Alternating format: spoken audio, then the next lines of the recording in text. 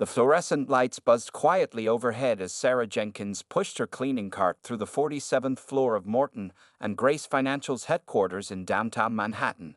It was 7:30 p.m., and most employees had already left for the day, leaving behind their usual mess of coffee cups, crumpled papers, and carelessly scattered food wrappers. At 45 years old, Sarah had been cleaning these offices for 15 years. She moved with practiced efficiency, her movements precise and purposeful. Her dark skin contrasted sharply with the crisp gray uniform she wore, a uniform that seemed to make her invisible to the people who worked here during the day. Tonight, as she cleaned the conference room after a long executive meeting, she could still smell the lingering scent of expensive cologne and hear the echo of their boisterous laughter. Earlier that day, she had been quietly emptying the trash bins while the executives discussed their million-dollar bonuses, acting as if she wasn't even there. "These people never even look at me," Sarah whispered to herself, carefully wiping down the massive mahogany conference table. 15 years, and most of them don't even know my name. The memory of that afternoon's incident was still fresh in her mind. During the meeting, CEO Richard Thompson had spilled his coffee on the floor.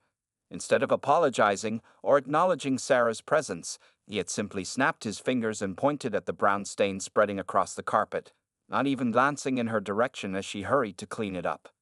Sarah maintained her composure, just as she always did. Her mother had taught her long ago that dignity wasn't about how others treated you. It was about how you carried yourself despite their treatment. So she held her head high and did her job with excellence, even when they treated her like she was less than human. As she moved through the office, Sarah paid attention to everything around her. She noticed which executives stayed late and which ones left early. She saw who left their computers unlocked, violating company security policies. She observed who treated their subordinates with respect and who bullied them when they thought no one was watching. The cleaning cart squeaked slightly as she pushed it into the CEO's corner office. Here, she took extra care with every detail.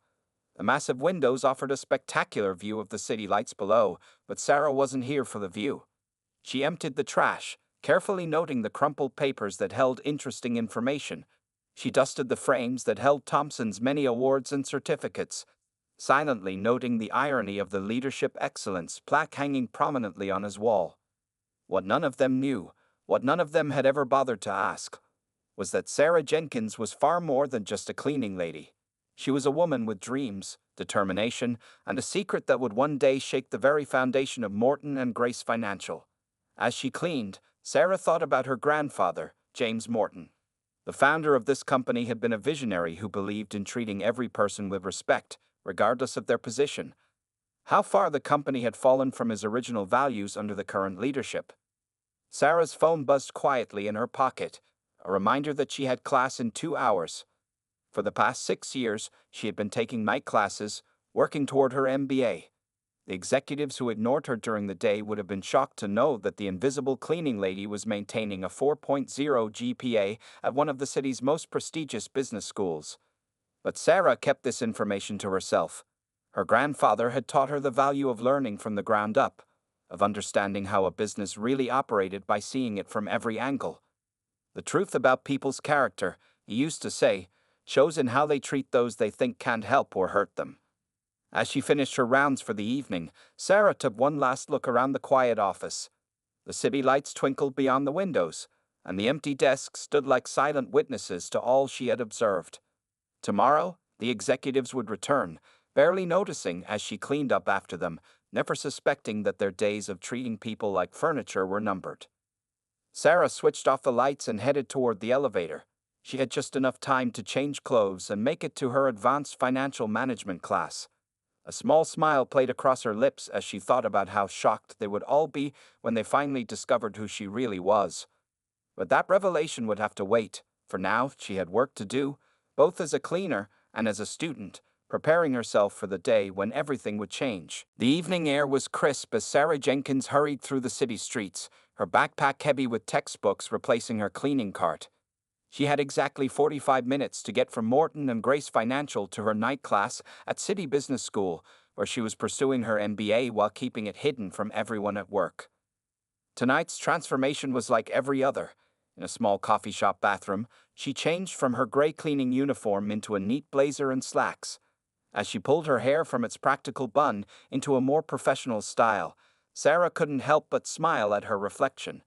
The woman staring back at her looked nothing like the invisible cleaning lady who roamed the corporate halls. Professor Williams' advanced financial management class was already filling up when Sarah arrived. She took her usual seat in the front row, pulling out her laptop and notes. Unlike at Morton and Grace, here she was known for her sharp insights and excellent academic performance. Her classmates respected her contributions, never knowing that just an hour earlier, she had been emptying their boss's trash bins. Today we'll be discussing corporate restructuring and hostile takeovers, Professor Williams announced, his eyes twinkling with interest when Sarah's hand shot up first to answer his opening question. The irony wasn't lost on Sarah. While the executives at Morton and Grace mocked the cleaning staff during their lunch breaks, she was learning exactly how companies like theirs operated. Her grandfather's voice echoed in her memory. Knowledge is power, but wisdom is knowing when to use it. Between classes, Sarah's routine was a careful dance of time management. She studied during her lunch breaks, reading financial reports while eating sandwiches in the maintenance room. Late at night, after finishing both work and classes, she would sit at her small kitchen table, surrounded by textbooks and her daughter's artwork, preparing for exams while the city slept. Her daughter, Tamara, was her biggest supporter. The 12-year-old would often stay up to quiz her mother on business terms and concepts. "Mom, what's the difference between a merger and an acquisition?" Tamara would ask, holding flashcards they had made together. These late-night study sessions became their special bonding time. The sacrifices were many. Sarah missed school events and had to say no to social invitations. Sleep became a luxury, and some days she felt like she was running on nothing but determination and coffee. But every time she aced an exam or received praise for her class presentation, she knew it was worth it. One particular evening, Sarah was giving a presentation on ethical leadership in business. As she stood confidently before her classmates, she used examples she had witnessed firsthand at Morton and Grace, without revealing the company name, of course. Her professor was so impressed that he kept her after class. "Mrs. Jenkins, your understanding of corporate culture and leadership is remarkable," Professor Williams said.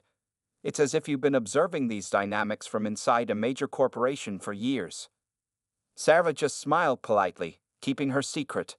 "I try to pay attention to the business world around me," she replied carefully. What made her education even more meaningful was that she was paying for it herself. Years of careful saving, living frugally, and working extra cleaning jobs on weekends had made it possible. She had refused to touch the trust fund her grandfather had left her, determined to earn this achievement on her own merit. As the semester progressed, Sarah's GPA remained perfect. Her fellow students often asked how she managed to maintain such high grades while being a single mother. They assumed she worked a regular 9-to-5 job, never imagining that their accomplished classmates spent her days as a cleaning lady. One evening, as Sarah studied profit and loss statements in class, she recognized the financial reports from Morton and Grace that she had seen in the CEO's trash. She understood now why he had looked so worried lately. The numbers revealed serious mismanagement that only someone with her training would notice. 6 years of double life were nearly complete. Sarah was just months away from graduating with her MBA, and not a single person at Morton and Grace suspected anything. Every sneer, every dismissive gesture from the executives had only fueled her determination to excel in her studies. As she packed up her books that night, Sarah thought about how her grandfather would have been proud. She was learning the business from every angle, just as he had wanted.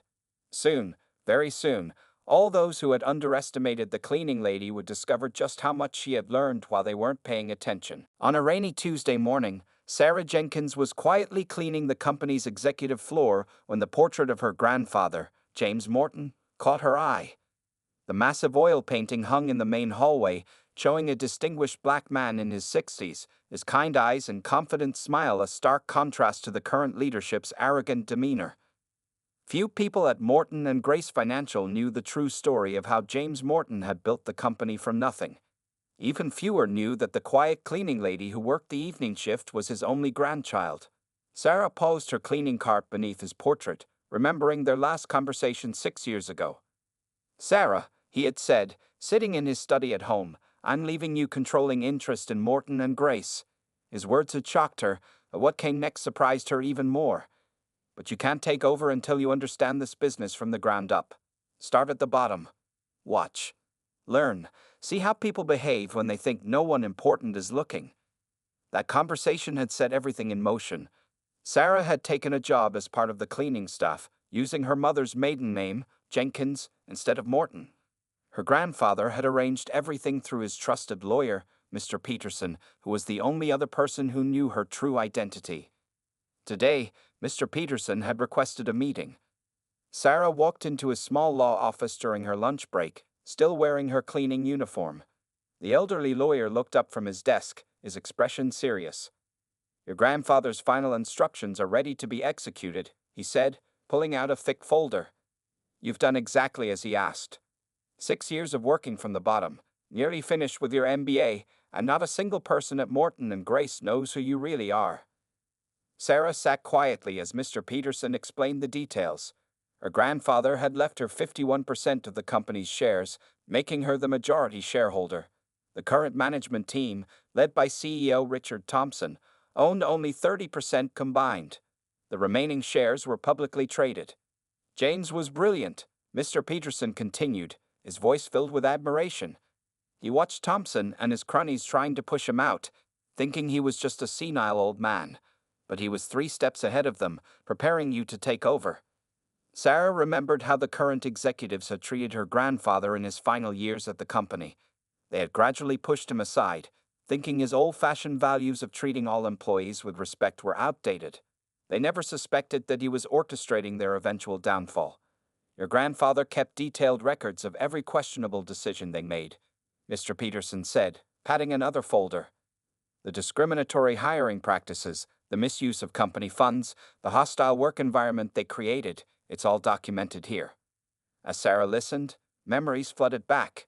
She remembered sitting on her grandfather's knee as a child while he taught her about business ethics.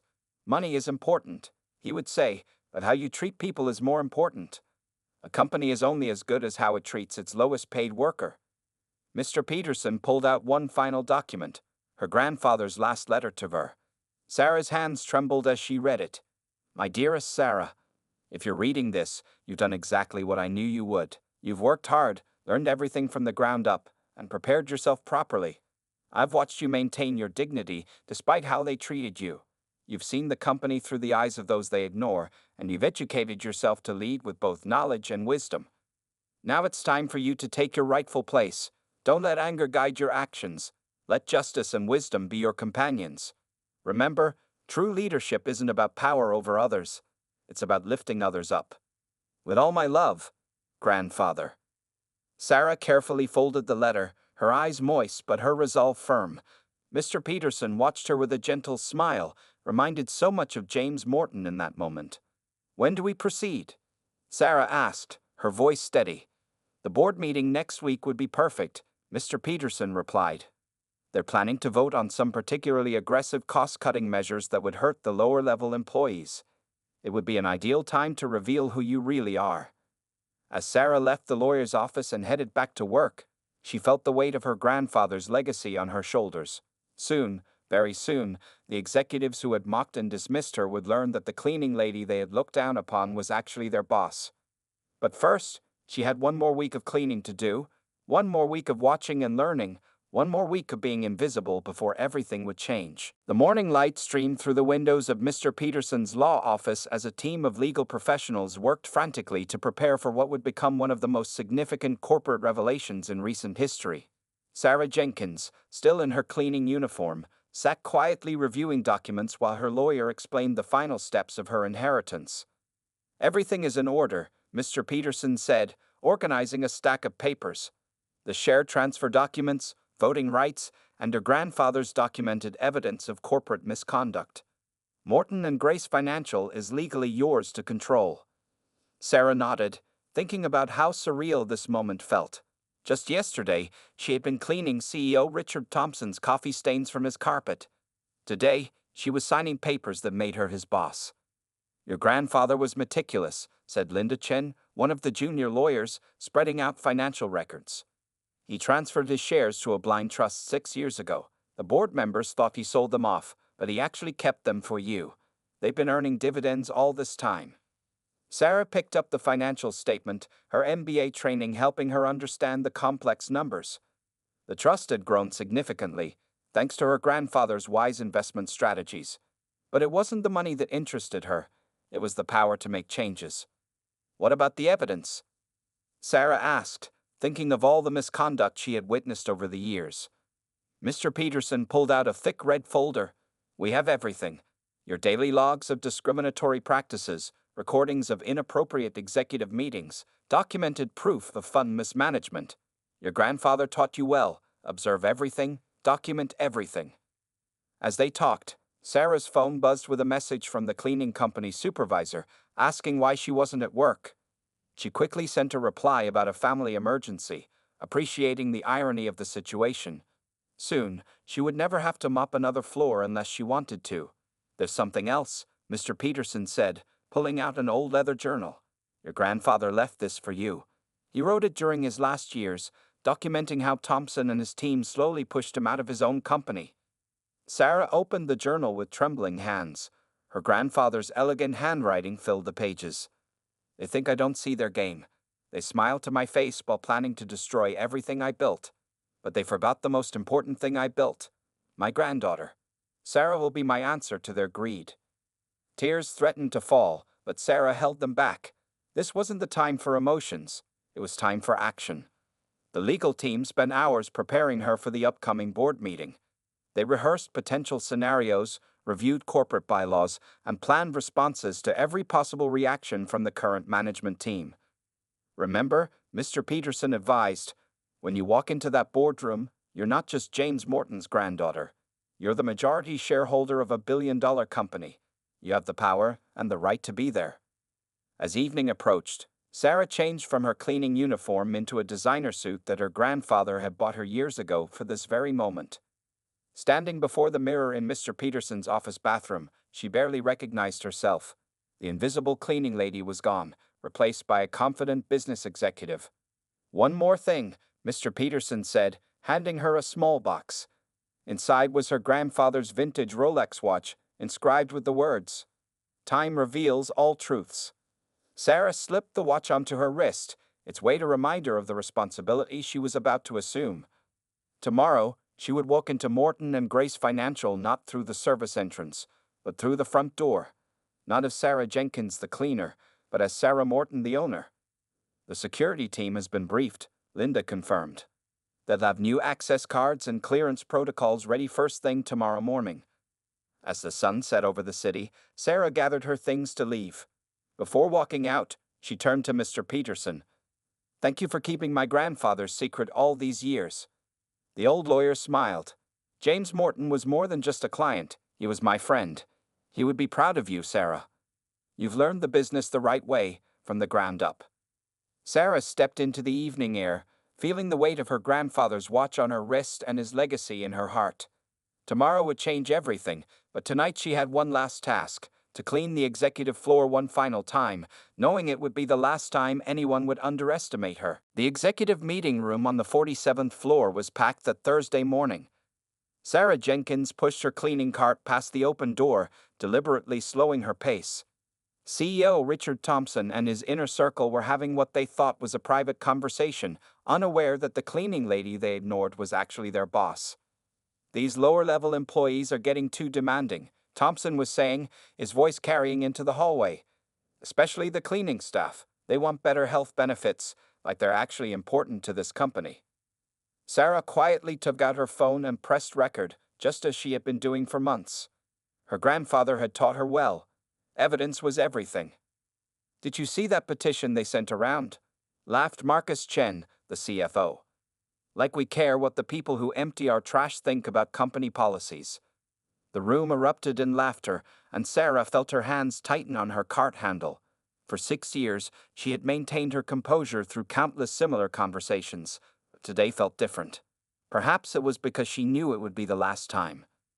Speaking of cleaning staff, Thompson continued, that older black lady who works evenings. What's her name? Never mind, doesn't matter. I want her gone. She's always around when we're having private conversations.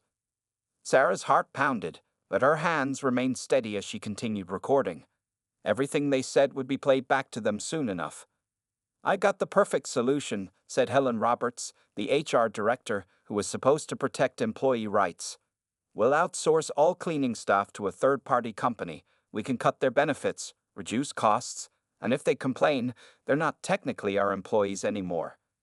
The executives around the table nodded in approval, congratulating themselves on their clever solution to what they saw as a problem.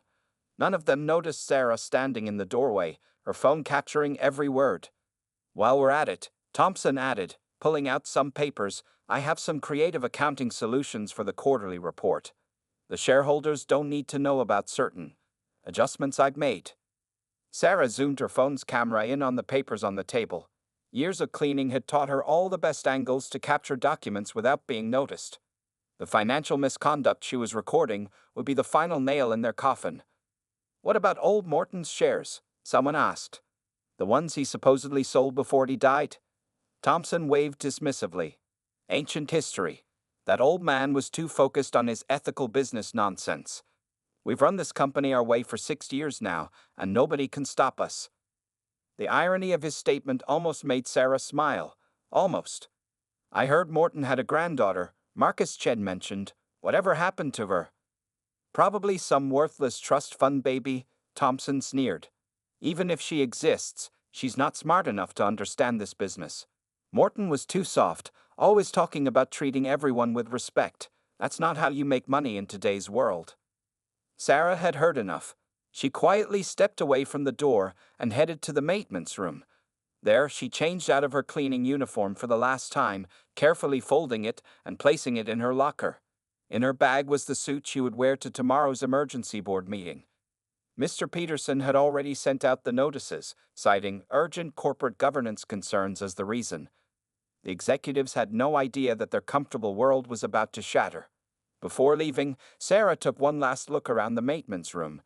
For 6 years, this had been her second home. She had eaten lunch here, studied for her MBA here, and listened to her coworkers' stories about their families and dreams. These were the people she would protect once she took control. Her phone buzzed with a text from Mr. Peterson. "Everything ready for tomorrow?" "Yes," she typed back. "And I just got the final piece of evidence we needed." They never thought the cleaning lady was recording their conversations. As Sarah walked out of Morton and Grace Financial that evening, she didn't use the service entrance as usual. Instead, she walked straight through the main lobby, past the security guards who had never paid attention to her before. Tomorrow, she would return through these same doors, not as Sarah Jenkins the cleaning lady, but as Sarah Morton, the owner of everything they thought they controlled. The time for being invisible was over. Tomorrow would be the breaking point, and she was ready. The morning of the emergency board meeting dawned clear and bright. The executives of Morton and Grace Financial filed into the grand conference room on the 50th floor, grumbling about the unexpected meeting. CEO Richard Thompson sat at the head of the table, looking irritated at the interruption to his schedule. "Does anyone know what this is about?" he demanded, glancing at his expensive watch. "I have a golf game at noon." Mr. Peterson, the company's longtime lawyer, stood calmly at the other end of the table. "We're waiting for one more person," he said, checking his phone. "Ah, here she comes now." The double doors opened, and Sarah walked in. Gone was the gray cleaning uniform, replaced by a tailored black suit. Her grandfather's Rolex gleamed on her wrist, and she carried a leather briefcase bearing the Morton family crest. The room fell silent as she walked to the front of the conference room, her heels clicking confidently on the polished floor. Thompson's face reddened. "What is the cleaning lady doing here?" "Security." "I wouldn't do that if I were you," Mr. Peterson interrupted smoothly. "Allow me to introduce Sarah Morton, granddaughter of James Morton and majority shareholder of Morton and Grace Financial." The silence in the room became deafening. Thompson's mouth opened and closed like a fish out of water. Helen Roberts from HR dropped her pen. The other board members stared in shock as Sarah took her place at the head of the table, precisely where Thompson was sitting. "You're in my seat, Mr. Thompson," Sarah said quietly. "The one that belonged to my grandfather." Thompson didn't move. "This is ridiculous. This has to be some kind of joke." Mr. Peterson began distributing documents to everyone present. These papers confirm Ms. Morton's ownership of 51% of company shares, held in trust since her grandfather's death. She has completed her MBA and, as stipulated in James Morton's will, has spent the past 6 years learning this company from the ground up. Sarah remained standing, her gaze steady. For 6 years, I cleaned your offices. I emptied your trash. I listened to your conversations. I watched how you treated people you thought were beneath you, and I documented everything. She opened her briefcase and pulled out a thick folder. Shall we discuss the creative accounting you mentioned yesterday, Mr. Thompson? Or perhaps the illegal discrimination policies, the misuse of company funds, the hostile work environment you've created? The color drained from Thompson's face as Sarah played a recording from her phone, his own voice discussing plans to cheat shareholders and mistreat employees. Ms. Roberts, Sarah turned to the HR director. Would you like to explain to the board why you suggested outsourcing cleaning staff specifically to deny them benefits? I have that recorded too. One by one, Sarah presented evidence against each executive who had abused their power. Some tried to interrupt, but Mr. Peterson quickly silenced them with legal documents showing Sarah's authority. My grandfather, Sarah continued, her voice firm, built this company on respect, integrity, and the belief that every employee matters. While you were mocking the cleaning lady, I was completing my MBA with a 4.0 GPA. While you were planning to cut benefits, I was documenting your violations of corporate law and employee rights. Finally, Thompson found his voice.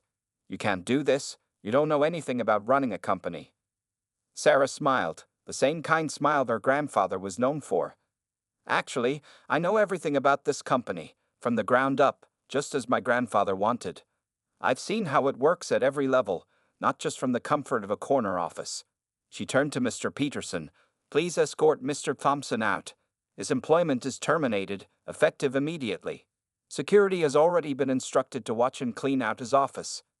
As Thompson was led out, sputtering threats about lawsuits, Sarah took her rightful place at the head of the table. The remaining board members sat in stunned silence, realizing that the cleaning lady they had ignored for years was now their boss. Now, Sarah said, opening her grandfather's leather portfolio, shall we discuss the future of Morton and Grace Financial? I have some changes in mind, starting with how we treat our employees. All of our employees. The morning sun streamed through the windows, catching the Morton family crest on the wall. In that moment, as Sarah began her first board meeting, she could almost feel her grandfather's proud smile watching over her. Sarah Morton stood confidently before the assembled company staff in the main auditorium of Morton and Grace Financial. Every employee, from executives to maintenance staff, had been called to this mandatory meeting. The buzz of confused whispers filled the room. No one had ever seen a full company meeting called before. Many of you know me as Sarah Jenkins, the evening cleaning lady, she began, her voice clear and strong. Today, I stand before you as Sarah Morton, granddaughter of James Morton and the new CEO of this company. The auditorium erupted in gasps and murmurs. In the front row, the cleaning staff, her former colleagues, stared in amazement. Maria, who had shared countless late-night coffee breaks with her, covered her mouth in shock. Over the past 6 years, I've witnessed both the best and worst of this company, Sarah continued, clicking to her first presentation slide. Today, we're going to address the issues that have plagued our workplace under the previous leadership.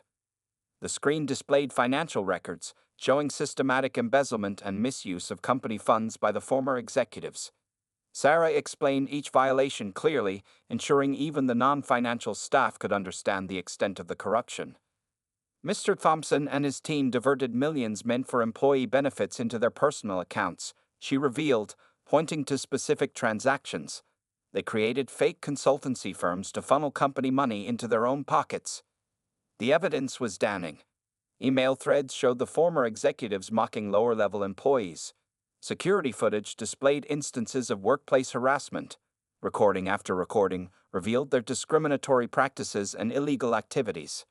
But the reckoning isn't just about exposing wrongdoing, Sarah said, switching to a new slide. It's about making things right. She announced immediate changes. All employees who had been unfairly denied promotions would be reviewed for advancement. Those who had faced discrimination would receive compensation. The company's entire HR department would be restructured to ensure fair treatment for all. To my friends in the cleaning staff, Sarah said, her voice softening as she addressed her former co-workers, your benefits are not only being restored but improved. Every single maintenance worker will receive health insurance, paid vacation, and educational assistance if they want it. Tears flowed freely among the cleaning staff. Tom, the elderly janitor who had trained Sarah on her first day, stood up and started clapping. Soon, the entire auditorium joined in.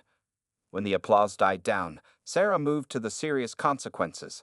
As of this morning, the following executives have been terminated for cause, she announced, displaying a list of names. Criminal investigations are pending for financial fraud and workplace discrimination. The former executives' faces appeared on screen: Thompson, Roberts, Chen, and others, all caught in their own web of corruption. Sarah explained how their corporate credit cards had been deactivated, their access to buildings revoked, and their company devices confiscated. Some of them are already threatening lawsuits, Sarah said with a slight smile, but Mr. Peterson has assured me that our evidence is ironclad. After all, they never thought the cleaning lady was watching. She then revealed the most shocking discovery: documents showing how Thompson and his team had tried to force her grandfather out of his own company, taking advantage of his illness in his final years. They thought they were clever, Sarah said, her voice firm. They never knew that every step they took to betray my grandfather's trust was part of his plan to expose them. He knew someone needed to see the company from the bottom up to truly understand how to fix it. The meeting concluded with Sarah introducing her new leadership team, a diverse group selected for their integrity and competence rather than their connections. Among them was Maria from the cleaning staff, now heading a newly created employee advocacy department. My grandfather built this company on the belief that every person deserves respect, Sarah said in closing. Today, we begin rebuilding that legacy. Today, we remember that true leadership isn't about power over others, it's about lifting everyone up. As the employees filed out, many stopped to hug Sarah or shake her hand. The cleaning staff surrounded her, this time not as their colleague, but as their champion who had lived their struggles and would never forget where she came from. The reckoning wasn't just about punishment, it was about restoration. As Sarah watched her employees leave with renewed hope and dignity, she knew her grandfather would be proud. The company was returning to its roots, where every person, regardless of their position, was valued and respected. 1 year had passed since Sarah Morton revealed her true identity and took control of Morton and Grace Financial. The company's headquarters buzzed with a different kind of energy now, one of purpose, respect, and genuine collaboration. Walking through the office floors on a bright Monday morning, Sarah smiled at the changes she saw. Gone were the invisible barriers between executives and staff. The break room, once an unofficial management-only space, now hosted employees from all departments sharing coffee and conversation. "Good morning, Ms. Morton," called out Tom, the former janitor who now supervised the building maintenance department. He was dressed in a neat uniform with the company logo, standing tall with pride. Under Sarah's leadership, the maintenance team had been brought in-house, with full benefits and career development opportunities. Sarah stopped at Maria's office, the same space where Sarah had once emptied trash bins. Maria, her former cleaning colleague, now ran the employee advocacy department with remarkable skill. On her wall hung her recently completed college diploma, funded by the company's new education program. "The latest satisfaction survey results are in," Maria reported excitedly. "Employee happiness is up 87% from last year. The new daycare center has been a game changer for our working parents." The company's transformation went beyond just workplace culture. Sarah had implemented sweeping changes that revolutionized how Morton and Grace operated. The old executive dining room had been converted into a subsidized cafeteria for all employees. The former CEO's private gym was now a wellness center open to everyone. Every floor had comfortable break rooms and meditation spaces. But perhaps the most significant change was the new ground-up program. Every senior manager, including Sarah herself, spent 1 week each quarter working alongside entry-level employees. Today, it was Sarah's turn to work at the reception desk. "It keeps us humble and connected," she explained to a visiting business reporter. "How can you lead people if you don't understand their daily challenges?" The company's financial performance had soared under Sarah's leadership. It turned out that treating employees well was good for business. Productivity was up, turnover was down, and clients were attracted to the company's ethical reputation. Sarah's office, once Thompson's luxurious lair, had been redesigned to reflect the new company culture. Her grandfather's portrait hung beside photos of employees celebrating their achievements. The massive mahogany desk had been replaced with a simple workspace, and the extra space was used for comfortable meeting areas where anyone could speak with her. "Remember when this floor was so quiet you could hear a pin drop?" asked Linda, now the head of human resources, as they walked past bustling workstations. "Now it's full of life." The old practice of executives using cleaning staff as invisible servants had been abolished. The company now had self-service kitchenettes, and everyone was responsible for keeping their workspace tidy. Professional cleaners still came in, but they were treated with respect and included in company events. Sarah's daughter, Tamara, now 13, often visited after school, doing homework in what used to be the executive lounge, now a community space. Employees' children were welcome, breaking down the barrier between work and family life. The company had established the James Morton Foundation, providing scholarships for employees' children and supporting community education initiatives. Sarah made sure her grandfather's philosophy of lifting others up continued to touch lives beyond the company walls. "My grandfather once told me that a company's true value isn't in its stock price," Sarah shared during a team meeting. "It's in the lives it improves and the dignity it preserves." The transformation hadn't been easy. Some longtime managers had resisted the changes, clinging to old hierarchies.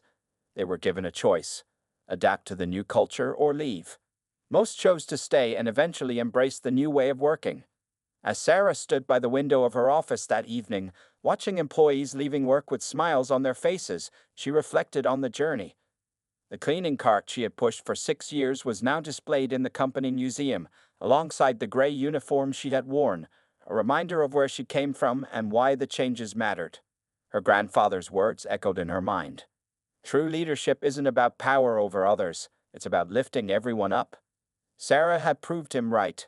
Morton and Grace Financial had transformed from a symbol of corporate greed into a model of ethical business practices. The cleaning lady who was once invisible had not only become CEO, she had become a leader who made sure no one else would ever feel invisible again.